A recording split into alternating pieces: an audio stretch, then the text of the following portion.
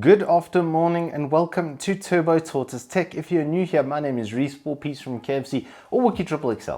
And in this review, I'm having a look at the MSI Bravo 15, which I know, it's a little bit late. Let me address the elephant in the room straight away. I said this was going to be out on Friday, but with all the load shedding and stuff that was happening that week, I missed out on some software downloads, and I wanted to give it a full proper battery test as well, so I needed to be able to discharge and recharge it and get all of that kind of info done as well, which takes a couple of hours. So instead I opted to rather have it done for today on Monday. And just as what I did, because with all of those tests now, it's actually painted a little bit of a broader perspective on the notebook. So let's start off with the specifications of the notebook. It's got a Ryzen 5 4600H, which I'm quite excited about. It's a 6-core 12-thread from AMD, and their 4900H absolutely blew my socks off and blew the doors off of my 2700X as well. Absolutely thumped that with a whole 65 watts worth of power. And this should be a little bit better than that on TDPs, being a 6-core. So it's very good as far as the power versus performance kind of equation goes. It should be right up there. And they've teamed that up with an RX 5300M 3GB GPU, which is from the new Navi suite of GPUs from AMD as well, or at least from AMD ATR. It's got a single 8GB DIMM at 3200 megahertz though. I really would have liked to have tested this in dual channel, because that does make a bit of a performance difference, probably on AMD especially, probably anywhere between 5 and 10% depending on the application. But it's not the end of the world. It's still got some, at least it's 8GB and not 4, right? The monitor is one of the areas where things get just a little bit interesting. This actually ships with 120 Hz FreeSync premium capable monitor, which is quite nice to have. 120 Hz on a laptop of this price is very, very good value. And then it also has a 512GB NVMe. While it's not the fastest NVMe I've ever seen, it is considerably faster than a normal 2.5-inch drive, as you'll see by the Crystal Disk Mark test. The trackpad, keyboard, and webcam, the normal 3 setups that you see on the laptop, are average or above average. I have to say the keyboard, these keys are some of the smoothest I've ever felt. Actual like tactile feedback. They're incredibly smooth, which was a bit weird. The touchpad though is really nicely done. Multi-touch as well, so you can scroll on everything. 2-finger scroll on there. Nicely separated, bottom section. The tactile feedback from the click is really nice. All around, I have to say, it is quite a nice setup from that perspective. Standard red backlighting, nothing really to customize there, just brightness settings, etc. But for the most part, good standard equipment.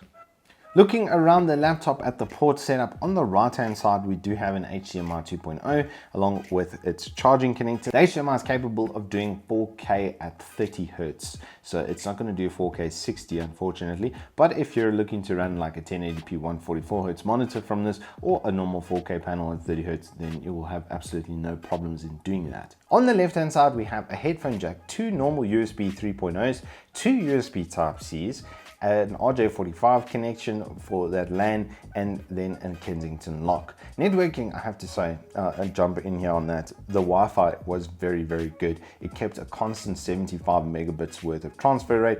My internal networking is rated up to AC 1900, with 1300 being the maximum it can do on a single connection. This ran at 866, giving me that 75 megabytes per second, and it transferred extremely well.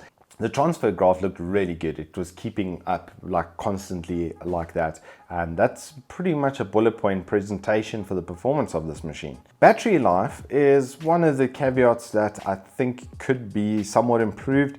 I think it's just down to the chassis that they've put it into, because this is some 2 kilograms, this whole computer. It's got really nice aluminium finishing on it, and overall the chassis presentation is very, very good. The cooling presentation as well is very, very good, but the battery life was a little bit lacking.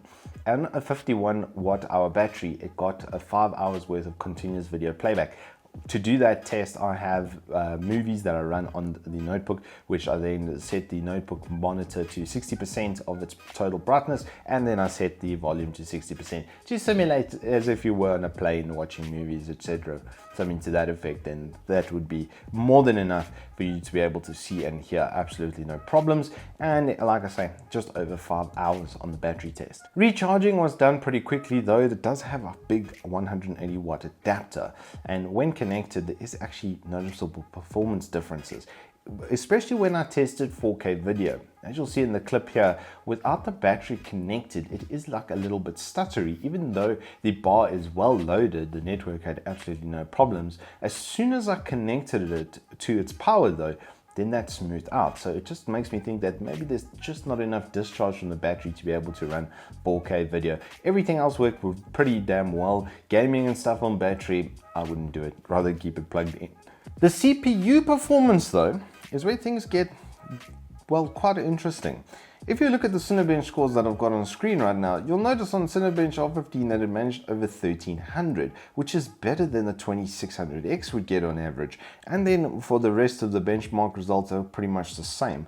I did have a performance delta when I changed from the standard balanced power sort of setup in Windows to the ultimate performance setup, which I put in on the Dragon Center as well, but the Dragon Center didn't really seem to affect it. So those two don't seem to be linked, which is interesting. I did do all of the benchmarks again with the ultimate power setup because of that performance difference. So the ones that you are seeing are with everything basically absolutely maxed out.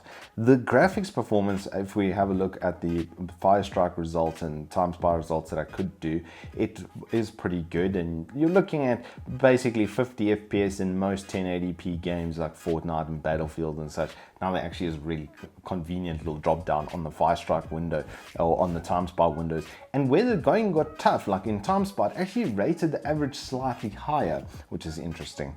Only 3 gigs of VRAM, so no TimeSpy Extreme. And I don't think with this kind of price laptop being about 16,000 Rand that you're going to be looking to do 4K gaming. And if you are, you're going to be very, very disappointed. One thing that has to be brought up now though is the noise and the stability factor. This had some of the most stable performance I've ever seen. The CPU literally fluctuated in the 0.1 megahertz range. The GPU didn't fluctuate too much, as you can see by the graph that's on your screen now. 99.6% of the baseline is very, very good. 99% is already, I say that that's the sweet spot. It needs a 97 to pass. So 99.6, you're literally having a 0.4% differential in the stress test. It's absolutely fantastic.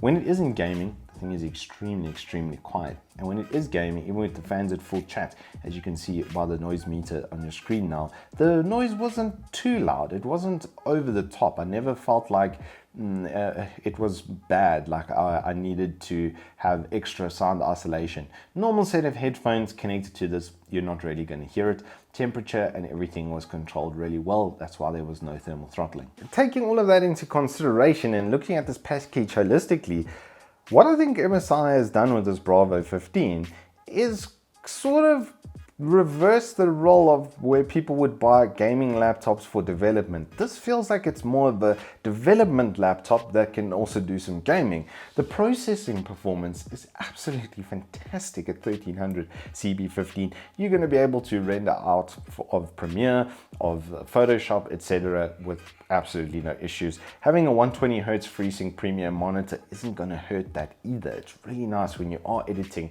60 FPS video if your screen refresh rate is a little bit higher, because then if there are issues in your video, you can see it immediately. I really think as like I say, a design kind of going into a gaming vein, this is a really, really good value product at that.